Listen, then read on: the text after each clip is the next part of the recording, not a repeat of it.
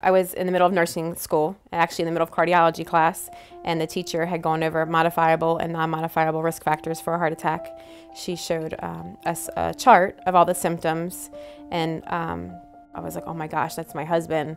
Stressful job, he was a smoker, a little bit overweight, strong family history, high blood pressure, I mean, you name it, he was a male. All of that was there, and it just kind of, I couldn't shake the feeling that they were talking about him. I was at clinicals one day at the hospital, and I just knew that this was it.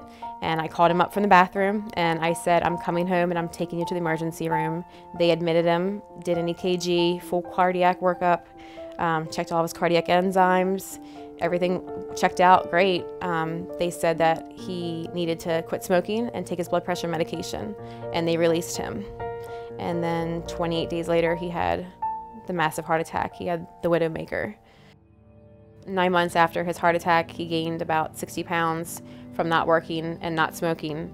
And little did we know that he had a case of severe sleep apnea. And that following December, we thought he was having another heart attack. And when the ambulance drivers got here and they hooked him up to the monitor, they told us he was in AFib, which is an abnormal heart rhythm. Another incident happened with the AFib. This one was pretty bad. He was rushed to the hospital, and they could not get him out of the AFib, and he ended up going into respiratory failure, and they had to do an emergency tracheostomy. That turned into him being in the hospital on a ventilator for 6 weeks. Waking up and seeing my kids and my wife with that blank face, that not knowing what they just went through, still bothers me today because I wasn't there for them. Not having him in my games was just probably the worst thing. I always knew he was up there looking at me and criticizing, but that's what dads do. So I always said I hated it, but I actually loved it. And it made me realize how much I really loved having him up there and him watching me and supporting me. So that was really hard.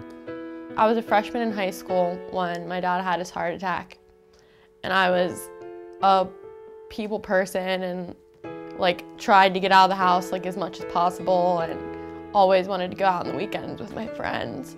Over the past couple of years, I just kind of lost interest for that kind of stuff, and I'm not really sure why, but I just no longer found those kinds of things fun, and I wanted to be with my family.